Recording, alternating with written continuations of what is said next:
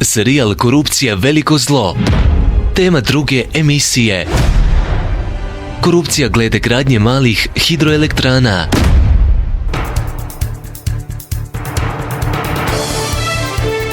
Slušate serijal Korupcija veliko zlo.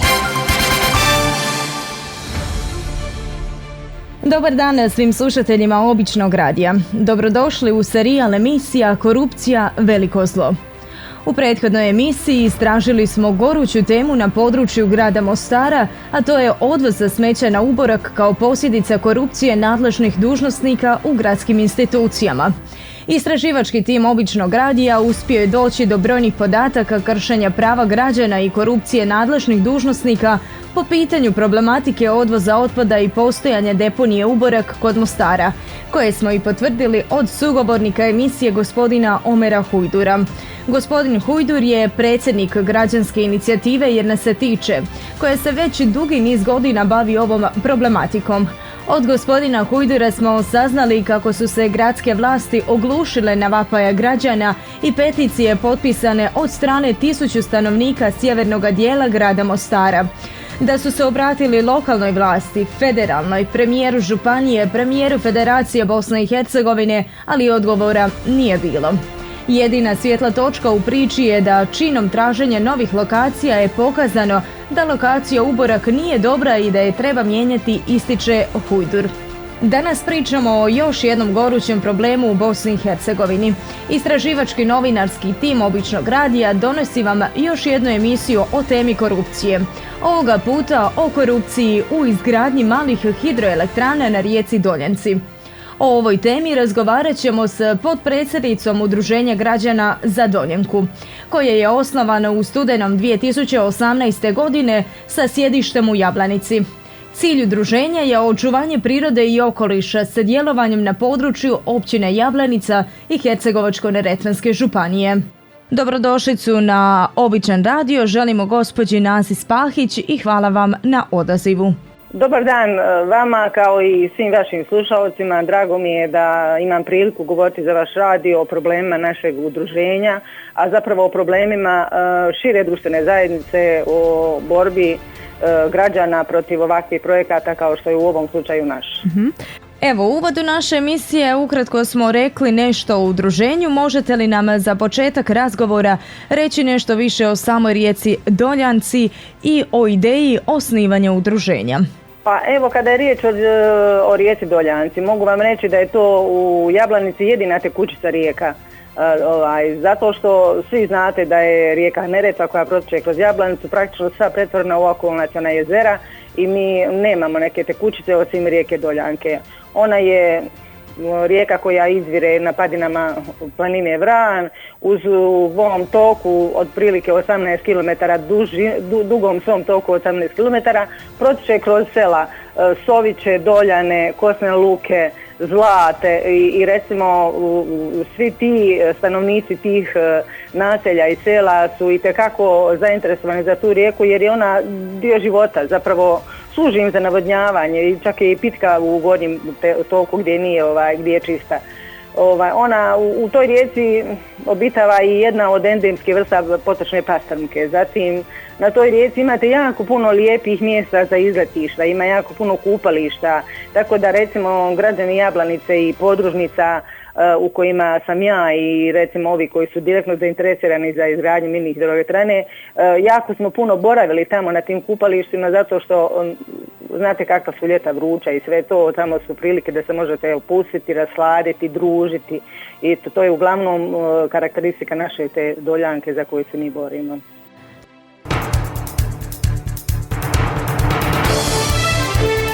Slušate serijal Korupcija veliko zlo. Na svim razinama vlasti korupcija je uzela maha. To dokazuje ovaj primjer o kojem danas pričamo. U Bosni i Hercegovini pojedinac od javnog dobra koje pripada svim građanima i građankama pravi vlastiti profit uz katastrofalne posljedice za ekosustav i lokalnu zajednicu. Vi se borite za očuvanje prirodnog resursa rijeke Doljanka. Kome ste se sve obratili u toj borbi? Pa vidite, u našem slučaju je zaista specifikum. Mi se u našem problemu borimo sa sva tri nivoa vlasti, zato što za izgradnju ovog projekta uključene su sva tri nivoa vlasti. Znači opštinski, kantonalni i federalni. Kad kažem sva tri nivoa vlasti, znači dozvole za izgradnju tog projekta su se trebale dobivati znači u opštini, u kantonu, u federaciji. Počet ćemo od početka, znači da bi slušalcima bilo što jasnije, da bi se takav projekat napravio, treba se napraviti studija utjecaja na okoliš.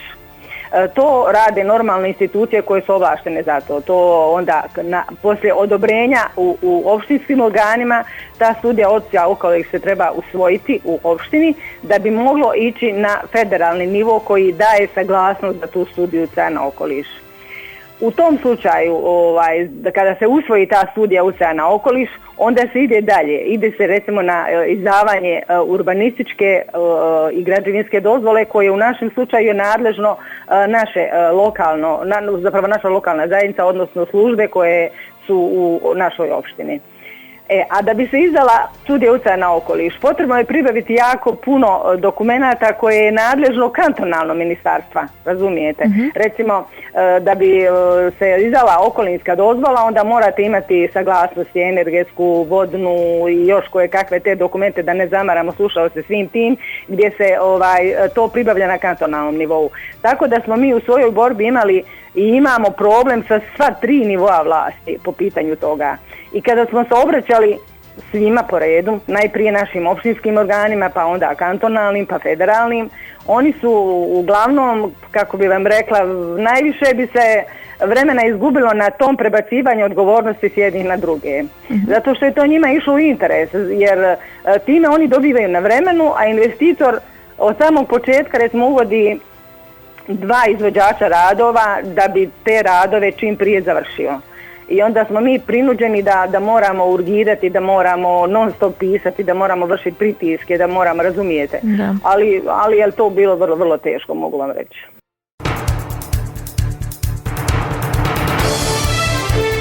Slušate serijal Korupcija. Veliko zlo.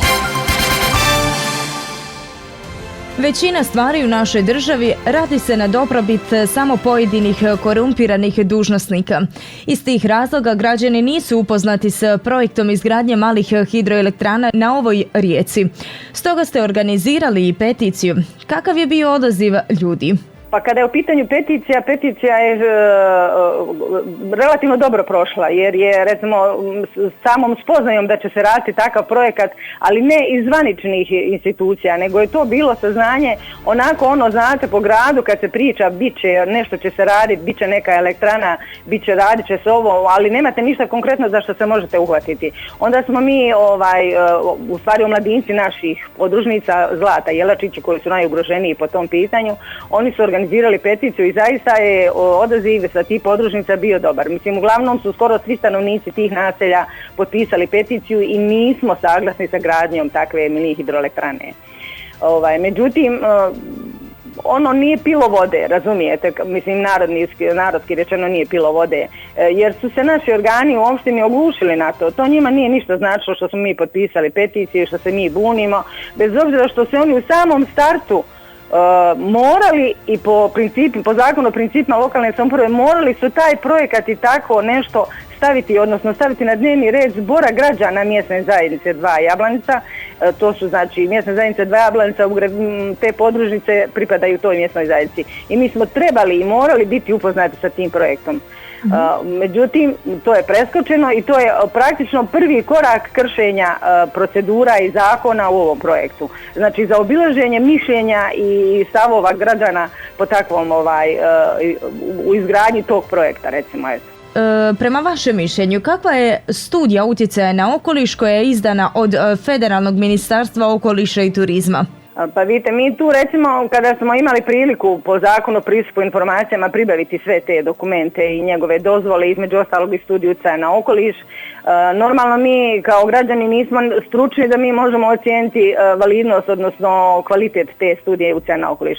Ali smo čitajući i gledajući mi kao laici zaista uočili mnoge stvari koje su vrlo nebitne za tako nešto, a puno se prostora posvetilo tome u toj studiji. Ta studija je toliko obimna da ona broji 160 stranica, razumijete? Da. A u njoj uopšte nema navedeni oni bitni stvari šta zapravo donosi takav projekat na toj rijeci, i onda smo mi htjeli da malo više znamo o tome, uključili stručne ljude, pa smo recimo imali prilike kontaktirati eminentne profesore sa fakulteta u Sarajevu, koji imaju prilike, koji su stručni za to da malo pročitaju, da vide, da nam daju ocjenu toga da li mi imamo uporišta u takvoj studiji utjecaja na okoliš. Vjerujte da je rezultat toga bio katastrofalan, u smislu da je ta procjena jako nekvalitetno urađena, zapravo da oni, obzirom da su imali prilike čitati i druge studije sa drugim, jer nije jedina mini hidroelektrana rađena u Jablanici, njih je jako puno napravljeno u Bosni i Hercegovini, i profesori koji su imali prilike čitati našu, odnosno studiju utjecaja na okoliš vezano za naš projekat, su se razočarali jer su rekli da je to maltene copy-paste drugih studija, samo se preprave, znate, parametri oni koji su vezani za to, i da je to ono tako površno urađeno da je to samo praktično forme radi. Sad se dolazi u situaciju da vi nemate argumente da to pobijete iz razloga što nismo mi kompetentne osobe da možemo to uraditi. A ne možemo ni uticati na to jer je to praktično usvojeno u opštini praktično sa nivoa samo savjeta mjesne zajednice, gdje nije dovoljno, razumijete. Lako je ubijediti 4 čovjeka koja su neuka i kojima se to predoči kao nešto što je dobro i dobrobit naše podružnice i ovo i ono, i ljudi jadni, mislim, ne znajući zato jer to je bilo prije 5-6 godina kada je to prezentirano samo na savjetu mjesne zajednice, oni su se potpisali u smislu, eto, kao upoznati su sa problemom, nadajući se da će taj problem biti na zboru gdje će biti i drugi ljudi koji će ocijeniti potrebu i opravdanost građenja takvog projekta. Međutim, to je izostalo, tako da smo mi kao građani uskraćeni za uvid u sve to, odnosno za pravo odlučivanja za takve projekte i pravo na zdrav okoliš i za zdravu sredinu.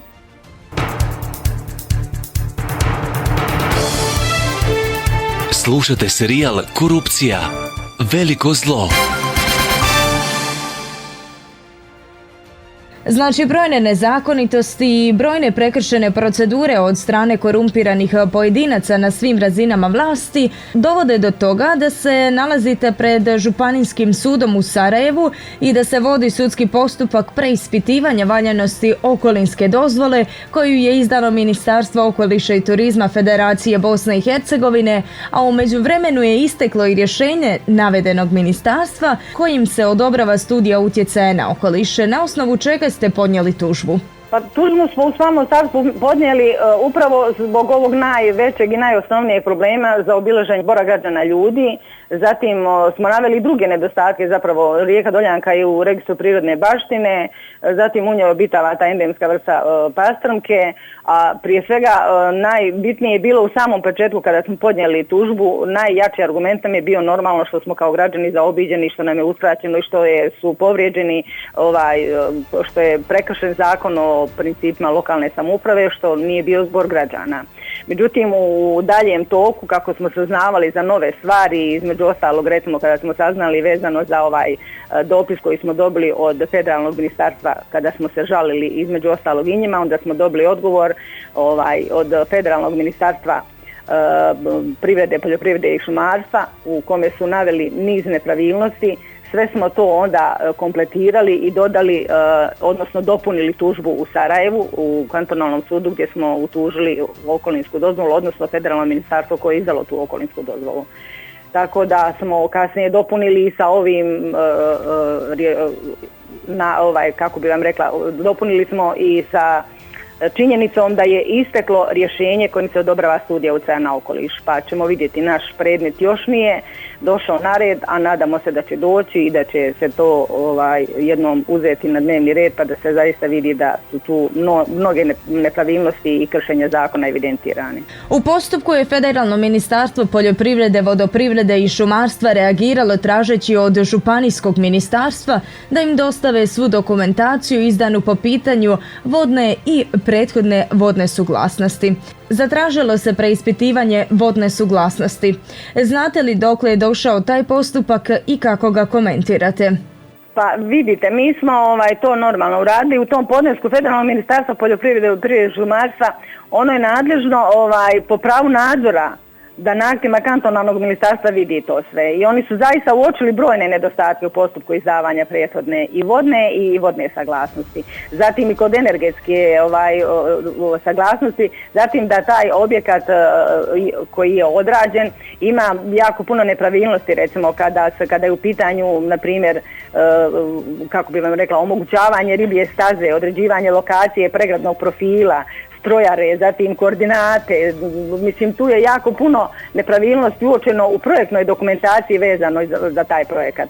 Mi smo, obzirom da je vrijeme pandemije i da je sve na izvjestan način usporeno, povratnu informaciju očekujemo, ono što smo tražili da vidimo dokle su stigli ovi u kantonalnom ministarstvu reagovati na sve te nepravilnosti koje su evidentirane i koje su uočene. Nedavno je Regulatorna komisija za električnu energiju u Federaciji Bosne i Hercegovine odobrila status umješača u postupku izdavanja dozvole za rad za proizvodnju električne energije podnositelja zahtjeva Ekovat d.o.o. iz Jablanice za vaše udruženje. Kako ćete dalje postupati? Pa evo, mi čekamo da nam PERK dostavi poziv za učešće u raspravi na koju ćemo mi izložiti sve do sad ove uočene povrede procedura i zakona. Napomenut ćemo da su u toku sudski postupci, što je vrlo bitno, i da je na snazi na kraju krajeva i zaključak predstavničkog doma parlamenta Federacije BiH koji je usvojio i potpuno usvojio deklaraciju o zaštiti rijeka, a isto tako je donio zaključak da se zabrane izgradnja daljih mini hidroelektrana na svim rijekama, da se stavi embargo i da se zastaje da se sve dosadašnje dozvole izdate i koje su u toku i koje su napravljene da se preispitaju, da bi se moglo i da se obustave ti postupci oko tog izdavanja. Nadamo se povoljnom ishodu iz razloga što zaista postoje jako dobri argumenti vezano za to, pa vidjet ćemo što će biti. Vaša borba protiv korupcije u institucijama na lokalnoj, županijskoj, federalnoj razini, protiv nezakonitosti i protiv radnji u kojima se vidno krši zdravlje ljudi i narušava ekosustav, sigurno će se i dalje nastaviti. Tužno je kako za one koji ubijaju rijeku, recimo pod znakom navodnika, u Bosni i Hercegovini ne postoji kazna. Kakvi su odazivi bili od općine Jablanica? Imate li kao udruženje još nekih drugih iskustava? Pa vidite, naša borba po pitanju ovog svega se nastavlja svakako. Sve dok ne uspijemo sačuvati našu rijeku, a oni koji su kršili zakone i procedure dovesti pred lice pravde. To nam je cilj. Nastojat ćemo sigurno u svojoj borbi da svi koji su učestvovali u ovom projektu i činili te nezakonite radnje zaista odgovaraju i budu dovedeni u lice pravde i da se sankcionišu. Što se tiče opštinskih službi i načelnika opštine, mi smo od samog početka pokušali saradnju s njima i pozivali smo i načelnika opštine i pisali opštinskom vijeću, ukazivali na te nezakonitosti i predočavali im argumente i sve to. Međutim, zaista ostali su na to, su se oglušili, nisu imali nimalo razumijevanja, zapravo oni su radili po svome, a mi smo nastavili svoju borbu dalje. I nastavit ćemo je sve dok ne budemo zaista doveli to do kraja, odnosno dok ne bude se razriješila kompletna situacija, da se riješe sudski sporovi, a nadamo se povoljnom rješenju sudskih sporova i onim koji su učestvovali u tome da će biti, ajmo reći, sankcionisani, da će biti dovedeni pred lice pravde i da se svakome za svako djelo sudi onako kako je zaslužio. I za kraj emisija poruka za sve slušatelje i komentar kako stati s korupcijom nadležnih institucija i vlasti u Bosni i Hercegovini i općini Jablanica vezano za izgradnju malih hidroelektrana. Pa vidite, poručila bi prije svega da sami ne možemo ništa. Evo, mi kao udruženje definitivno da nismo član, recimo BiH mreže i da nismo recimo članica koalicije za zaštitu rijeka, da nismo u sklopu sa Arhus centrom iz Sarajeva, da nismo u kontaktu sa BiH akcijom u Sarajevu, ne bismo postigli mnogo, vjerujte, jer sami ne možete ništa. Pojedinac je zaista u ovoj ovakvoj državi marginaliziran i ne može učiniti puno, ali ako se udružimo i ako zaista ne šutimo, jer nemamo se čega bojati, nemamo od čega strahovati, mi radimo za dobrobit svih nas, znači i budućih generacija. A oni koji rade protiv zakona i koji krše zakone neka se zapitaju i zato poruka moja je svima da ne treba šutiti i ne treba dozvoljavati, bar onoliko koliko se može utjecati da radimo na tome. Također bih htjela istaknuti da je našoj građanskoj inicijativi i borbi jako puno doprinijela kampanja koja se pod nazivom Podrška građanima u borbi protiv korupcije koju provodi CCI sa svojim partnerima, a uz podršku USAID-a. Draga gospođo Spahić, hvala vam na izdvojenom vremenu, želimo vam sreću u ostatku borbe. Hvala i vama puno i prijatan dan i sve najbolje. Dragi slušatelji, u još jednom serijalu Korupcija veliko zlo upoznali smo vas pričom korupcije glede malih hidroelektrana na rijeci Doljanka na području općine Jablanica. Bosna i Hercegovina je zemlja bogata prirodnim resursima. Rijeke na kojima je planirana gradnja hidroelektrana bogate su pitkom vodom. Pravo na pristup vodi daje se privatnim investitorima za proizvodnju električne energije, a s druge strane uskraćuje se pristup lokalnim zajednicama koji su tu i nastale upravo zbog dostupnosti vode. Istraživački i novinarski tim Običnog radija u borbi protiv korupcije vidio je da privatni interes korumpiranih pojedinaca se predstavlja kao javni i tako se dodjeljuju koncesije od kojih samo pojedinci imaju korist, dok su štete na strani prirode i stanovništva lokalnih zajednica. Borimo se protiv korupcije, ali i za prekrasne i netaknute prirodne krajolike koje će trajno narušiti i uništiti gradnja malih hidroelektrana. Pozdrav do sljedećeg slušanja od istraživačkog novinarskog tima Običnog radija. Ostanite i dalje uz nas.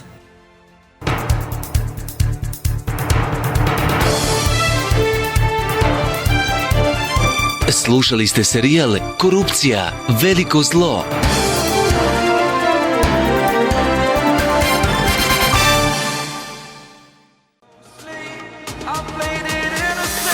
Zapratite nas na društvenim mrežama i portalu obican.info.